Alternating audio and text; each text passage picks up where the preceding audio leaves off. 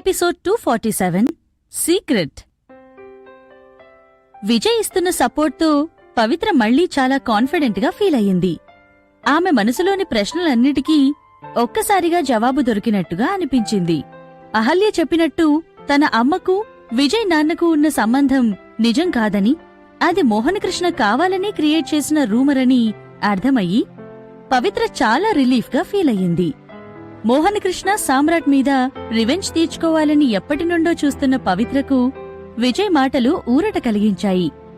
ఆ రోజు తొందరలోనే రానుంది అని మనసులో అనుకుంది పవిత్ర. పవిత్ర ఇంకా అహల్య మాటలను గుర్తు చేసుకుని బాధపడుతూ ఉందేమో అని అనుకుని, ఇక అనవసరపు విషయాల గురించి ఆలోచిస్తూ ఇలా సాడ్గా ఉండొద్దు. నేను నీకు చెప్పానుగా అవేం నిజం కాదు అని. ఇక చెర్రీ విషయానికొస్తే, నువ్వు తన కన్న తల్లివి. కన్న తల్లి నుండి బిడ్డను వేరు చేసే హక్కు కన్న తండ్రికి కూడా ఉండదు. ఒకవేళ చెర్రీ ఆ ఇంటికి వారసురాలిగా వెళితే అప్పుడు తనతో పాటు నువ్వు కూడా ఆ ఇంటి కోడలుగా అడుగు పెడతావు. నువ్వు లేకుండా చెర్రీని మాత్రమే తీసుకెళ్తా అంటే నేను చూస్తూ ఊరుకోను అని పవిత్రకి తన మాటలతో ధైర్యాన్ని ఇచ్చాడు విజయ్. అహల్య మాటల వలన పవిత్ర మనసులో కలిగిన భయాలను తొలగించి, తను ఇలాంటి విషయాల గురించి ఎప్పటికీ భయపడాల్సిన అవసరం లేకుండా అలాంటివి జరగకుండా చూసుకోవాలి అని అనుకున్నాడు విజయ్. విజయ్ తన చేత్తో పవిత్ర చేయి పట్టుకుని, ఒకవేళ ఖుషీని ఇంటికి తీసుకువెళ్లాల్సిన సిచ్యువేషన్ వస్తే తనతో పాటు నువ్వు కూడా ఆ ఇంటికి వచ్చేలా చేస్తాను. ఖుషీని నీ నుండి ఎప్పటికీ దూరం అవ్వనివ్వను. నువ్వు, నేను, ఖుషీ ఎప్పటికీ కలిసే ఉంటాము అని అన్నాడు విజయ్. వెంటనే పవిత్ర, కానీ నేను జస్ట్ నీ లైఫ్ టైం అసిస్టెంట్ను మాత్రమే కదా.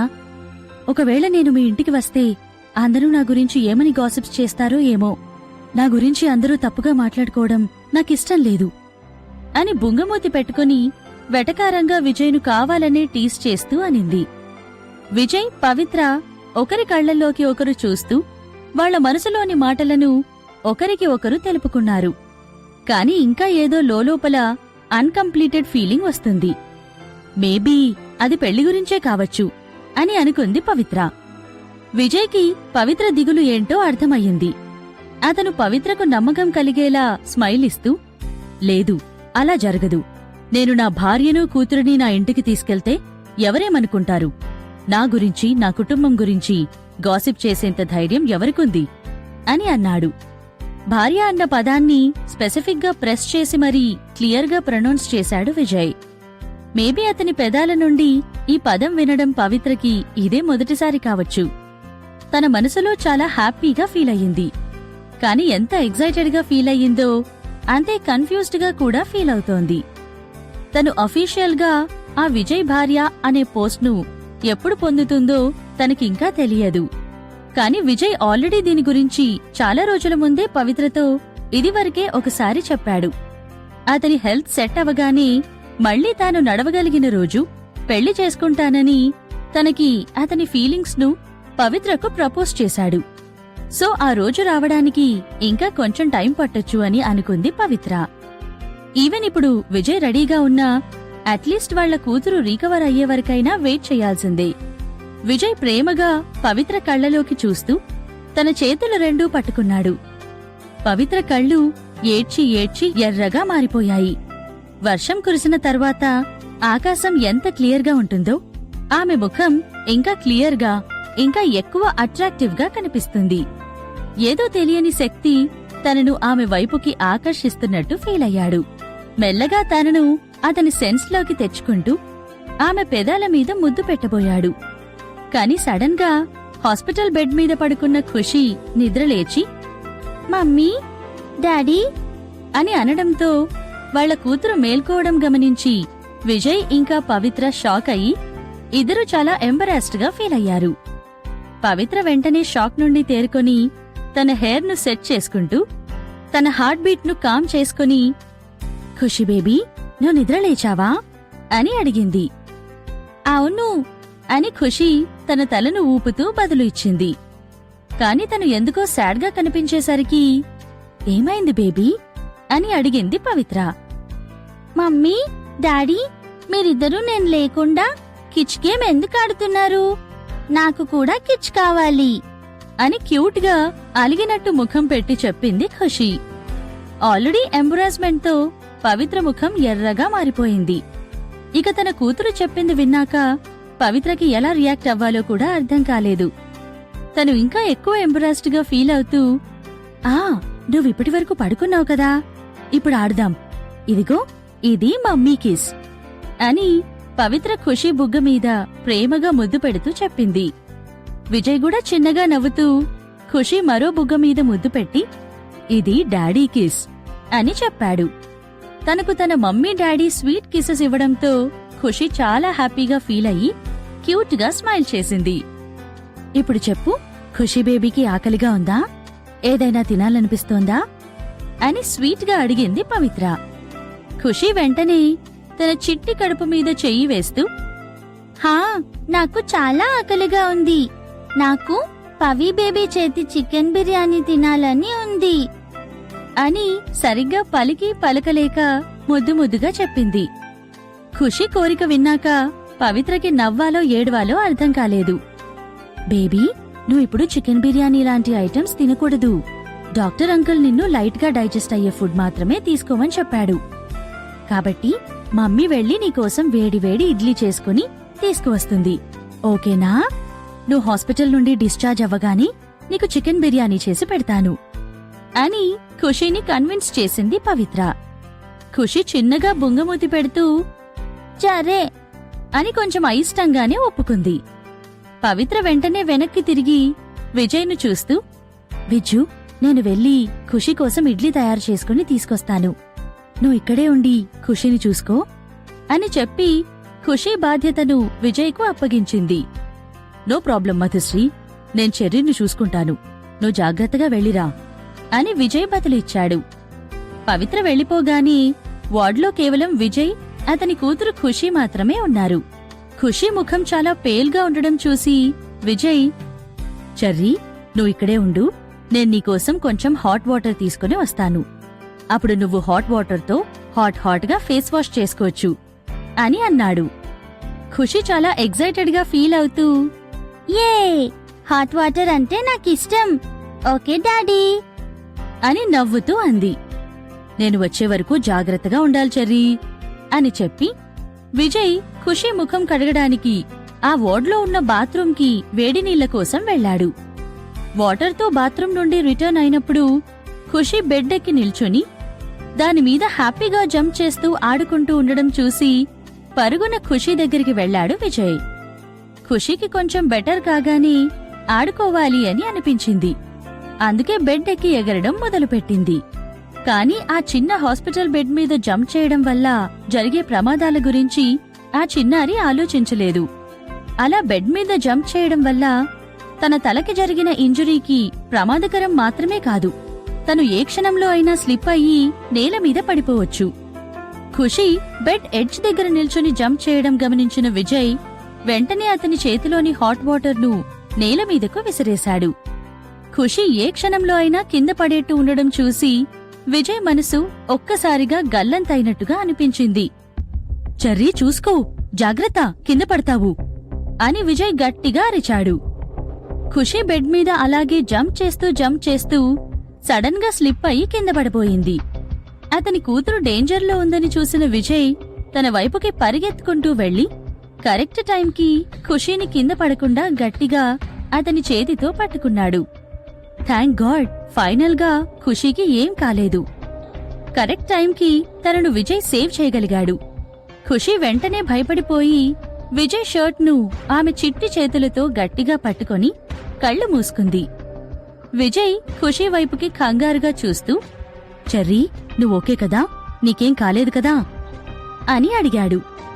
నేను బాగానే ఉన్నాను డాడీ, నాకేం కాలేదు, నువ్వు నన్ను సూపర్ మ్యాన్ లాగా వచ్చి కాపాడావు తెలుసా, daddy is a hero, daddy is super అని ఎగ్జైట్మెంట్ తో హ్యాపీనెస్ తో తన డాడీని పొగుడుతుంది ఖుషి.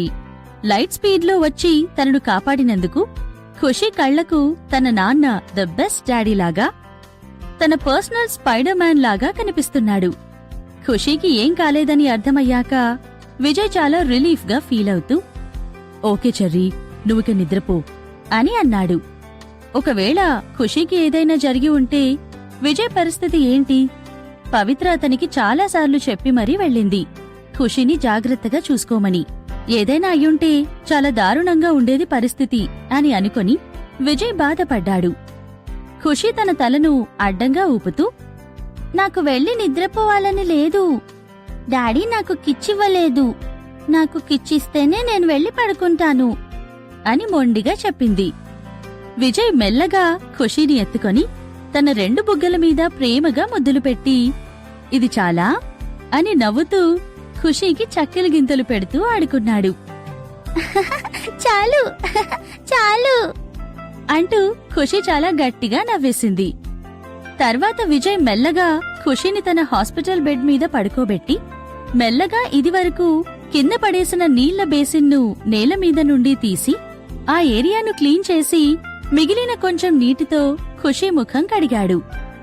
ఖుషీ ఈరోజు చాలా చాలా యాక్టివ్గా ఉత్సాహంగా ఉంది. తను హ్యాపీగా, డాడీ మనం ఇంటికెప్పుడు వెళ్తున్నాం? నాకిక్కడ బోర్ కొడుతోంది.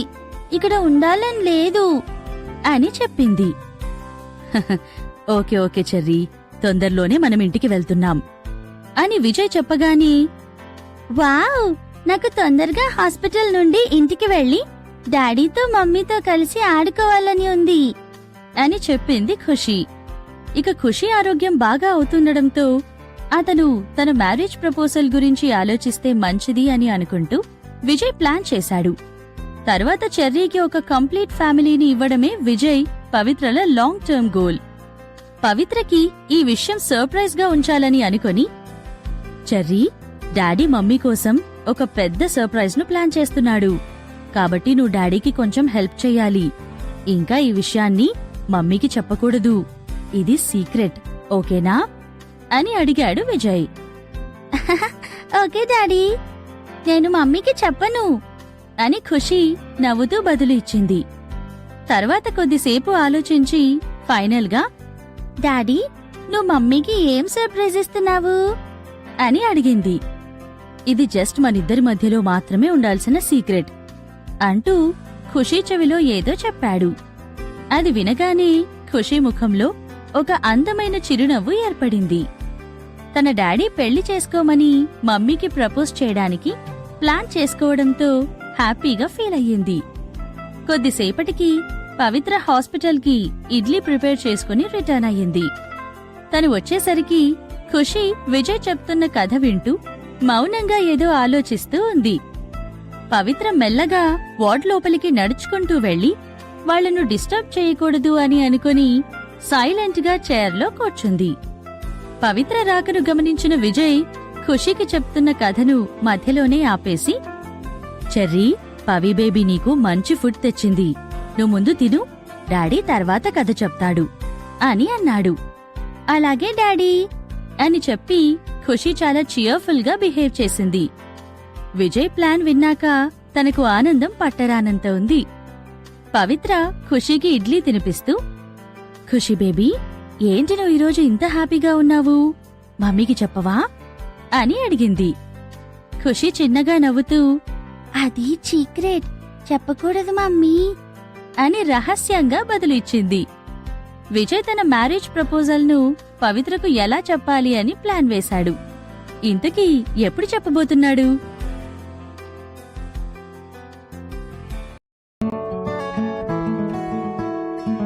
Episode 248 sweet surprise.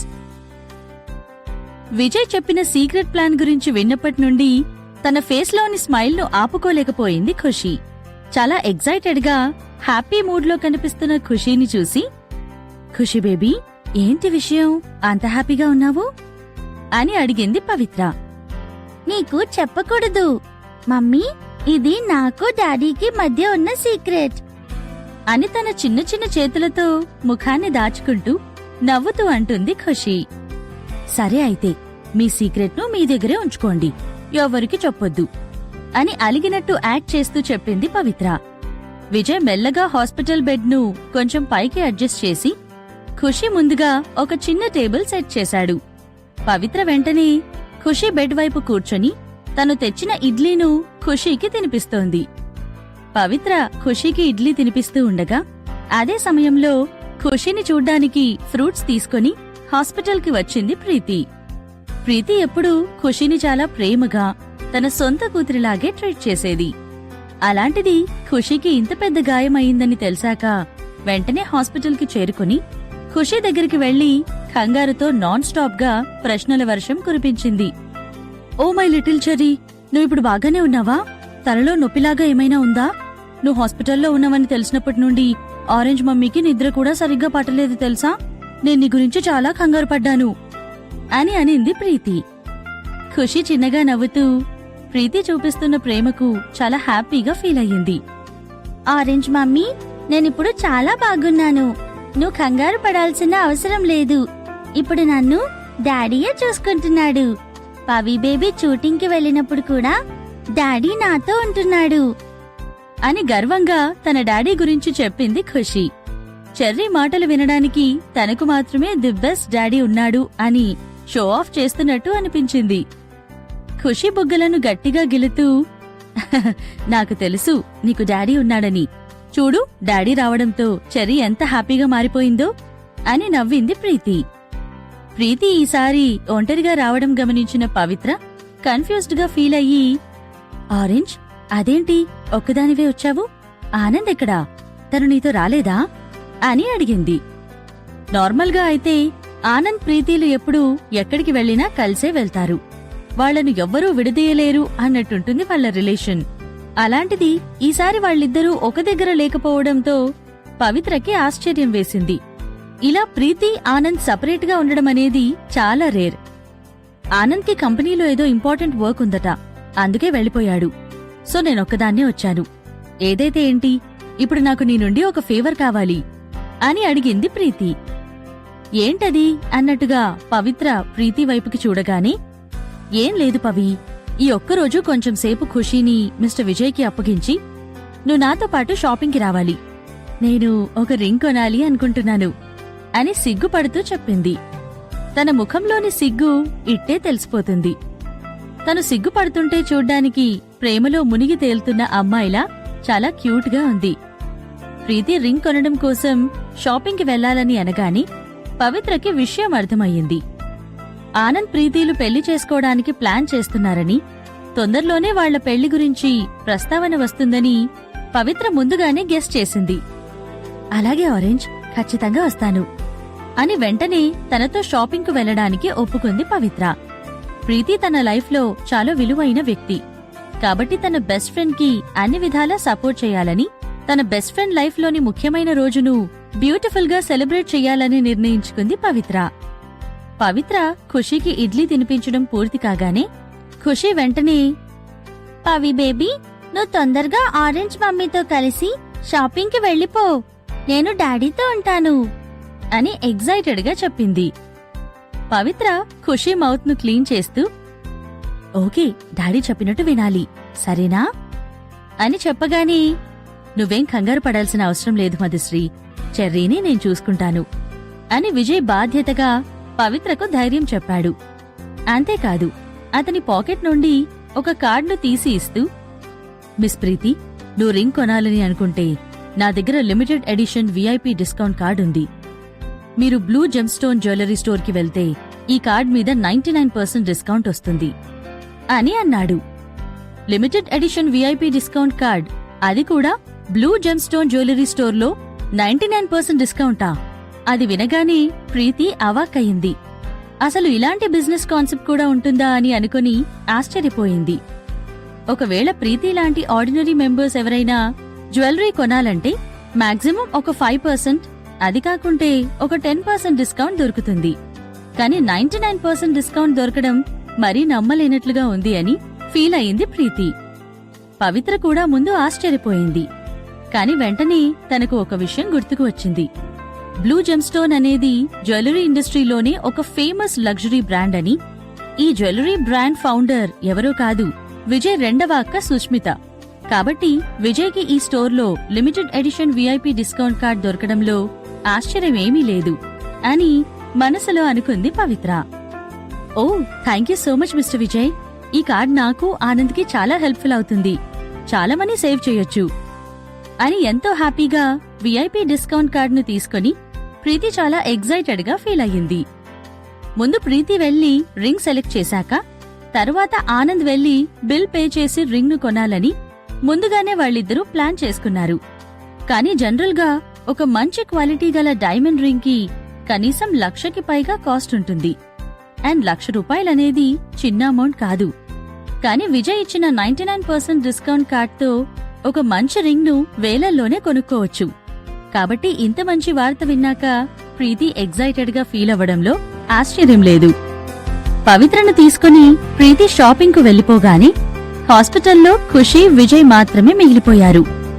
వాళ్ళిద్దరూ వాళ్లు వేసిన ప్లాన్ సక్సెస్ అయ్యిందని అనుకుని ఒకరికి ఒకరు హ్యాపీగా హైఫై ఇచ్చుకున్నారు. ఏ పవి బేబీ, డాడీ ప్రిపేర్ చేసిన సర్ప్రైజ్ ను అస్సలు గెస్ చేయలేదు అని ఖుషి నవ్వుతూ అంది. అవును, గెస్ చేస్తే అప్పుడది సర్ప్రైజ్ ఎలా అవుతుంది అని కన్ను కొట్టి చిలిపిగా నవ్వుతూ అన్నాడు విజయ్. అవును, ఇదంతా విజయ్ ప్లానే. విజయ్ ఇదంతా ముందుగానే ప్లాన్ చేసి పెట్టాడు. ఈవెన్ సడన్ గా ప్రీతి రావడం, రింగ్ సెలెక్ట్ చేయాలంటూ పవిత్రను షాపింగ్ కి తీసుకెళ్లడం మొత్తం విజయ్ ప్లాన్ లో భాగమే. ఇది విజయ్ ప్లాన్ కాకపోయుంటే ఎట్టి పరిస్థితుల్లోనూ ప్రీతి జ్యువెలరీ కొనడానికి బ్లూ జెమ్ స్టోన్ స్టోర్ కి వెళ్లాలని అనుకునేదే కాదు. బ్లూ జెమ్ స్టోన్ చాలా ఎక్స్పెన్సివ్ జ్యువెలరీ స్టోర్. అందుకే వీళ్ళనక్కడికి పంపించడానికే తెలివిగా 99% డిస్కౌంట్ కార్డును అడ్డంగా పెట్టుకున్నాడు. వాళ్లు ఈ స్టోర్ కి వెళ్తేనే అతని ప్లాన్ లోని నెక్స్ట్ స్టెప్ ను తను ఇంప్లిమెంట్ చేయొచ్చు. హాస్పిటల్ నుండి బయటికి వచ్చిన తర్వాత ఆ ఇద్దరు బెస్ట్ ఫ్రెండ్స్ డైరెక్ట్ గా blue gem stone jewellery store కి బయలుదేరారు. కొద్ది సమయంలోనే స్టోర్ కి రీచ్ అయ్యారు. ఆ లగ్జరియస్ జ్యువెలరీ షాప్ లోకి అడుగు పెట్టగానే పవిత్ర కళ్ళు అక్కడ డిస్ప్లేలో కనిపిస్తున్న డార్జిలింగ్ జ్యువెలరీ అందాలకు మెరిసిపోతున్నాయి. Blue gem stone jewellery store Hyderabad లోని లార్జెస్ట్ మరియు గ్రాండెస్ట్ జ్యువెలరీ స్టోర్. ఇందులో మెయిన్ గా 2 సెక్షన్స్ ఉన్నాయి. చాలా simple generic jewellery designs first floor లోని ఔటర్ సెక్షన్ లో డిస్ప్లే చేయబడి ఉన్నాయి. ఇక లోపలికి సెకండ్ ఫ్లోర్ కి వెళ్లేందుకు ఒక స్టేర్ కేస్ ఉంది. సెకండ్ ఫ్లోర్ చూడ్డానికి ఒక పెద్ద మ్యూజియంలా అందంగా కనిపిస్తుంది. అక్కడి సెక్షన్ లో ఉన్న డిజైన్స్ అన్నీ లావిష్ గా, స్టైలిష్ గా, అట్రాక్టివ్ గా ఉన్నాయి. ఈ డిజైన్స్ లో కాంప్లెక్సిటీతో పాటు వాటి ధరలు కూడా హై రేంజ్ లో ఉన్నాయి. గ్లాస్ డిస్ప్లేలో మెరుస్తున్న రింగ్ డిజైన్స్ ను చూసి ప్రీతి, పవిత్ర కళ్లు తిప్పుకోలేకపోయారు. 1 క్యారెట్ కన్నా తక్కువ ఉన్న డైమండ్స్ కే కాస్ట్ లక్షల్లో ఉంది. ఇక పెద్ద డైమండ్స్ ఉన్న రింగ్స్ యొక్క ప్రైస్ స్టార్టింగ్ ఏ రేంజ్ లో ఉంటుందో అని ఇద్దరు నోళ్లు వెళ్లబుచ్చుకున్నారు. ఇక్కడి ప్రైసెస్ చూశాక వాళ్ళిద్దరూ షాక్ అయ్యి ఎక్కడి వారక్కడే ఫ్రీజ్ అయిపోయారు. అసలు ఈ 99% డిస్కౌంట్ కార్డ్ మన దగ్గర ఉండకపోయుంటే మనం ఈ స్టోర్లోకి అడుగు పెట్టేందుకు కూడా ధైర్యం చేసేవాళ్లం కాదు అని ఆశ్చర్యంగా చూస్తూ అంటుంది ప్రీతి. పవిత్ర డిస్ప్లేలోని రింగ్స్ వైపుకి చూస్తూ, ఓ మై గాడ్, ఇవి చాలా అందంగా ఉన్నాయి, వావ్ అని చూస్తున్న ప్రతి రింగ్ కి పాజిటివ్ కామెంట్ ఇస్తూ ఉంది. సుస్మిత డిజైన్ చేసిన ఈ రింగ్స్ అన్నీ చాలా స్టైలిష్ గా, ఎలిగెంట్ గా ఉన్నాయి. చూసిన ప్రతి ఒక్కరూ ఆ డిజైన్ బ్యూటీకి స్టన్ అవ్వాల్సిందే అన్నట్టు ఉన్నాయి అక్కడి రింగ్స్. అవును, చాలా బాగున్నాయి, కానీ చాలా ఎక్స్పెన్సివ్ కూడా అని ప్రైస్ ట్యాగ్ మీద ఉన్న రేట్ను కౌంట్ చేస్తూ ఆశ్చర్యంతో బదులు ఇచ్చింది ప్రీతి. ఒకవేళ ప్రీతి నిజంగా తన కోసమే రింగ్ కొనాలని అనుకుంటే తను చీపర్ జ్యువెలరీ స్టోర్స్ కి వెళ్లేది కాని బ్లూ జెమ్ స్టోన్ లోకి వచ్చేదే కాదు. తనకు ఇంత పెద్ద హై క్లాస్ లగ్జరీ షాప్ కి వచ్చేంత ధైర్యం లేదు కదా అని మనసులో అనుకుంది పవిత్ర. ఈ ఇద్దరు బెస్టీస్ వాళ్ల ముందున్న జ్యువెలరీ నుండి కళ్లు తిప్పుకోలేకపోతున్నారు. అదే టైంకి ఒక అందమైన సేల్స్ అటెండెంట్ వాళ్ల దగ్గరికి నడుచుకుంటూ వచ్చి, వెల్కమ్ మ్యామ్, నేను మీకు ఎలా సహాయపడగలను అని అడిగింది. థాంక్యూ, బట్ మేం వెళ్లి ఇంకా కొన్ని రింగ్స్ చూస్తాము, ఏదైనా అవసరమైతే పిలుస్తాం అని ప్రీతి బదులు ఇచ్చింది. తనకు ఆ సేల్స్ గర్ల్ సెలెక్షన్స్ తో కన్ఫ్యూజ్ అవ్వాలని లేదు. వాళ్లకి సొంతంగా వేరొక పర్సన్ ఒపీనియన్ లేకుండా షాపింగ్ చెయ్యాలని ఉంది. వెంటనే పవిత్ర చేతిని పట్టుకుని ఎక్స్పెన్సివ్ జ్యువెలరీ ఉన్న సెక్షన్లోకి తీసుకుని వెళ్ళింది ప్రీతి. వాళ్ళిద్దరూ కలిసి స్టోర్ మొత్తం తిరిగి డిస్ప్లేలో ఉన్న రింగ్స్ అన్నిటినీ ఒకసారి అలా చెక్ చేసుకుంటూ వెళ్లారు. నీకేమైనా నచ్చాయా అని ప్రీతిని అడిగింది పవిత్ర. హా, అన్నీ చాలా బావున్నాయి, కానీ అని బుంగమూతి పెట్టింది ప్రీతి. తను 99% డిస్కౌంట్ కార్డు ఉన్నప్పటికీ కూడా అక్కడున్నవేవీ కొనలేకపోతుంది.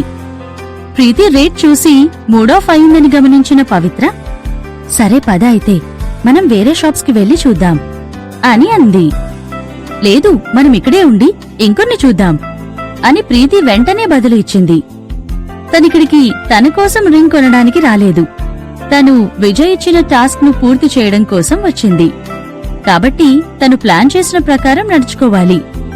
తను మెల్లగా ఒక స్టోర్ అటెండెంట్ దగ్గరకు నడుచుకుంటూ వెళ్లి, excuse me, hi, 5 carrot diamond rings ఉంటే చూపిస్తారా అని అడిగింది ప్రీతి. ప్రీతి ప్రశ్న విన్నాక పవిత్ర నమ్మలేక సడన్ గా వచ్చిన తన నవ్వును ఆపుకోలేకపోయింది. ప్రీతి ఇప్పటి వరకు డబ్బుల గురించి టెన్షన్ పడి ఇప్పుడు చాలా డబ్బులున్న ధనవంతురాలిలా బిహేవ్ చేస్తూ 5 క్యారెట్ల డైమండ్ రింగ్ చూపించమని అడగడంతో పవిత్ర ఫన్నీగా ఫీల్ అయ్యింది. ప్రీతి ప్రశ్నకు ఆ స్టోర్ అటెండెంట్ కూడా సర్ప్రైజ్ అయ్యింది.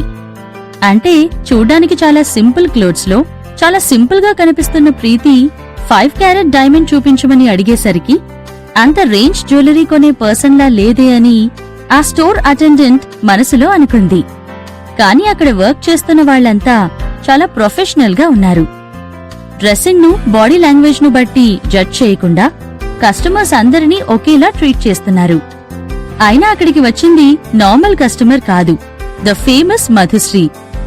పవిత్ర జ్యువెలరీ స్టోర్లోకి అడుగు పెట్టగానే తనకు తెలియకుండానే అక్కడి స్టోర్ అటెండెంట్స్ అందరికీ సీక్రెట్ గా ఆర్డర్స్ వచ్చాయి.